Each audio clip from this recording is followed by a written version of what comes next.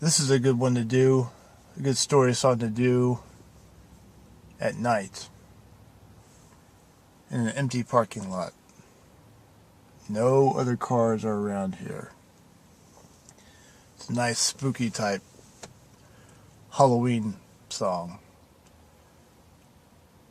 And Halloween's already passed, but this is a song where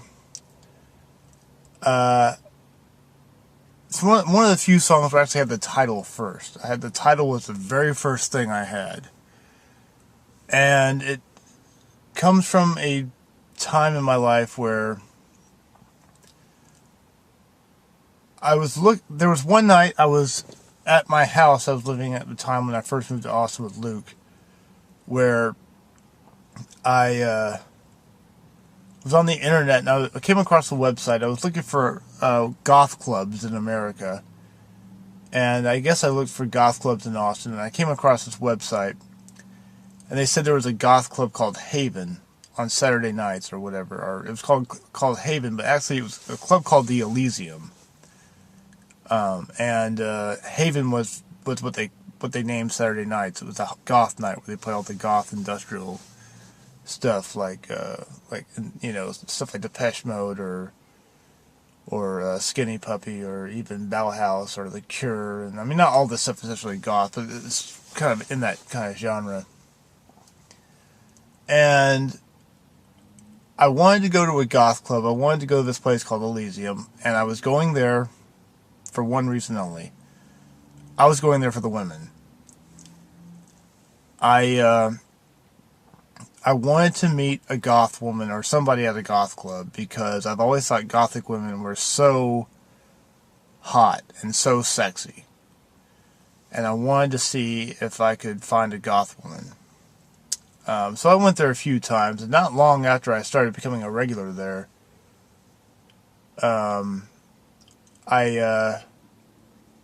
met this one girl who was not a goth woman, but she was very much an art woman. She was really into making art, and she's into artistic things. And I just remember going there one night after a Trout Fishing in America concert, and I almost went home. And I decided, after the show was over, I was going to go home, and I was thinking, you know what, I got time. I'm in the area. I might as well go to Elysium. Maybe I'll meet a woman tonight. So I go in there, and I'm in there, and I'm not in there for very long, and I happen to see this woman sitting at a table.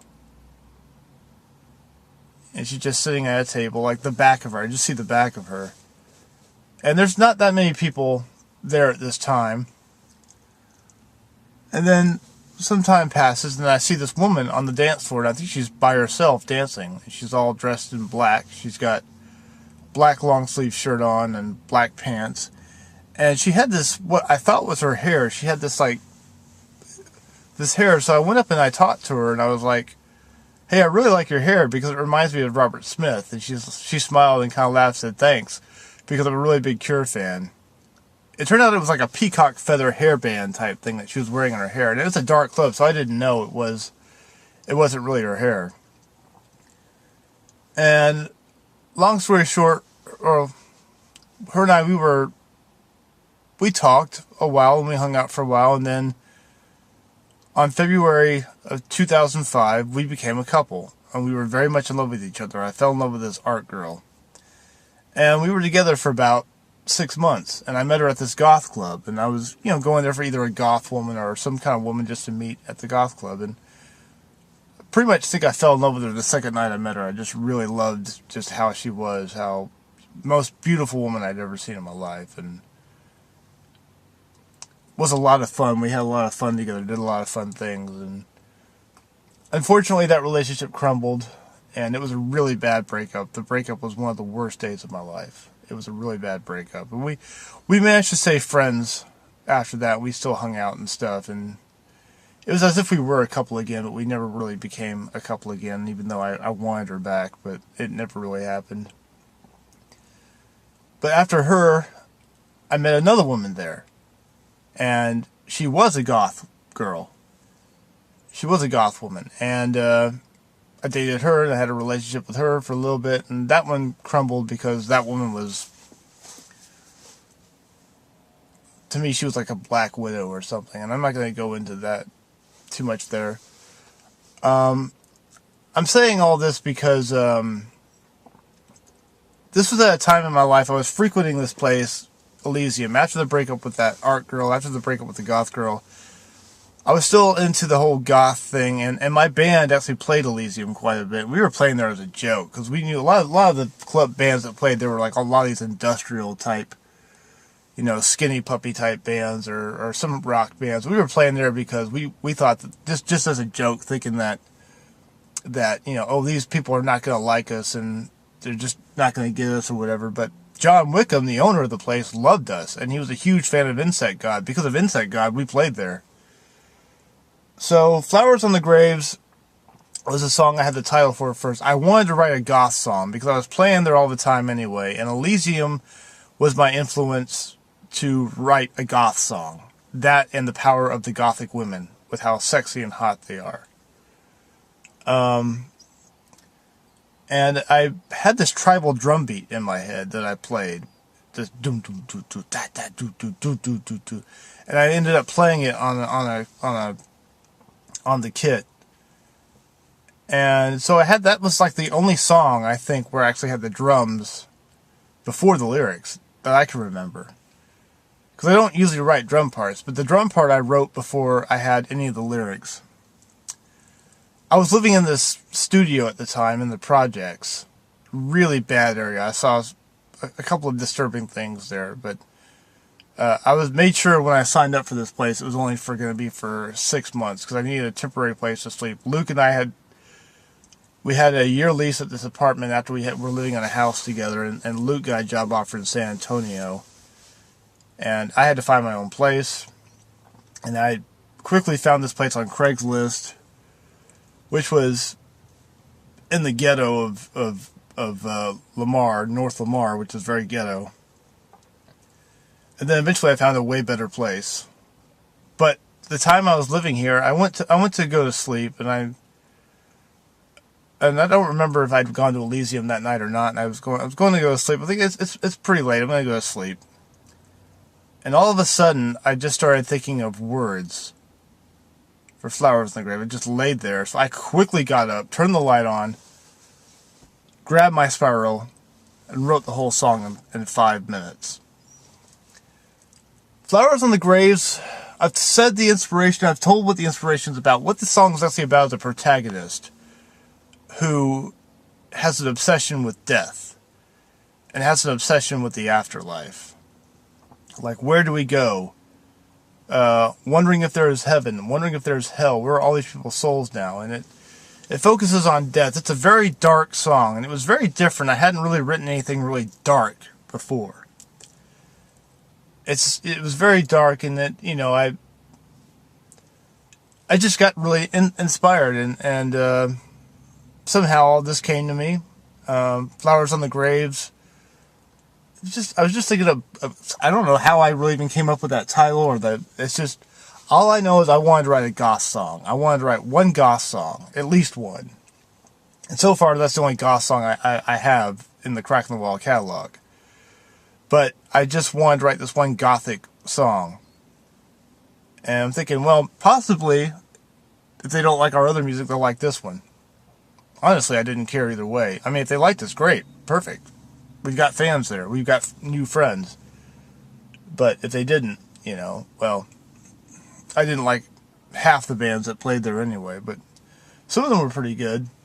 That's where I discovered One Eyed Doll. They were Ghetto Princess at the time, and we used to open up for Ghetto Princess, and so I used to know Kimberly Freeman, and Scotty was the original drummer. But yeah, it's just a song about a protagonist who goes to graveyards and looks at all the stones, all the headstones, and where are all these people's souls now? And there's the thing about the Army veteran that got killed in the war, fighting for the people he loved. There was a young 23-year-old woman who had died. And really, with the whole subject of death, which I might have been. I have had obsessions about death before, so there was probably an obsession with death I was going through at the time. Like, because I keep thinking, what about the afterlife? I have my spiritual beliefs. I'm spiritual, but those are my beliefs, and I could be wrong. So there's always that, well, what if there is no afterlife, or what if the afterlife is not heaven or hell, but it's something else? You know, I have my beliefs of what I believe in. There's a great line in this song by King Crimson, my favorite band, where Adrian Belew sings, "Nobody knows what happens when you die. You can believe what you want. It doesn't mean you're right." And that line always stuck out to me. I think it's a great line. But yeah, the whole thing with the death subject matter, you really can't get much darker than death when you write about something. So yeah, it's Flowers on the Graves. It's a simple song. And one more thing I will say, the first time I auditioned Joe, I had him learn the songs from the Satire EP. And he learned Insect God and High Up There and Head. He really loved Head. Head was one of his favorites. But I showed him, like, I've got this song I'm working on. I tried to do it with Luke, but Luke didn't have time to do it because he's living in San Antonio and he doesn't have time to, to commute back and forth. So I played him this tribal drum beat, and we ended up writing, he just came up with this really spooky, creepy, kind of creeping guitar thing, and I'm thinking, man, that is just perfect. Because I didn't know what I don't write guitar stuff. I let every musician in the band writes their own part. I never ever tell anybody what to play. If it works out, if the chemistry's right and I think it fits, I'm the arranger, but I'm not, I'm not the writer of everything. That's why when you see these videos, I give everybody on that song that I'm talking about a songwriting credit, because it's just as much their song as it is mine. Everyone deserves a credit. He wrote this guitar part, and the day of the audition, we had the song, and we had worked it out, and it became what we had recorded for the And the World Turns When the Toast Burns EP. And we weren't even a band that long when we had recorded it. We'd only been together for maybe 2 or 3 months. I really wish we had, And the World Turns When the Toast Burns, that CD is good.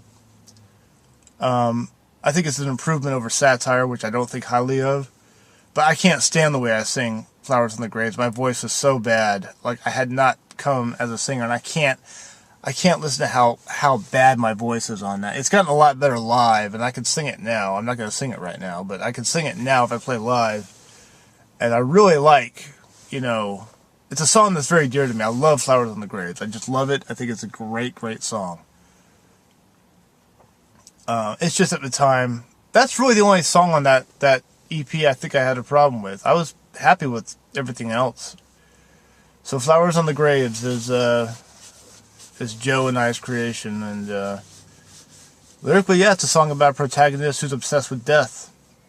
He just goes to graveyards and wants to know what these people's stories are.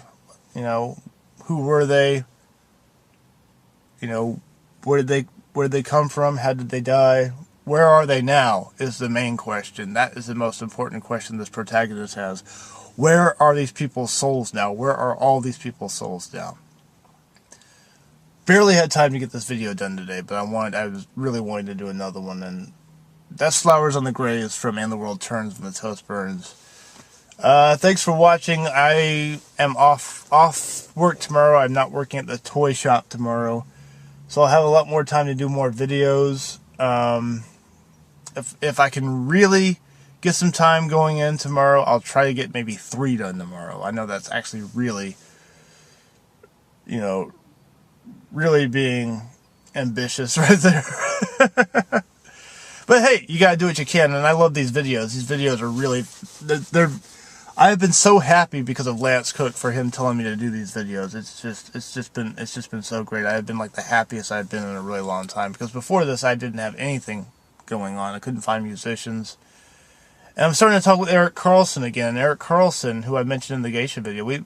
Possibility we might reunite, and he might do some project with me. Might be a crack in the wall recording or something. Maybe some open mics. Might do some Crack in the Wall stuff with him again. And I'd love to write with Eric again.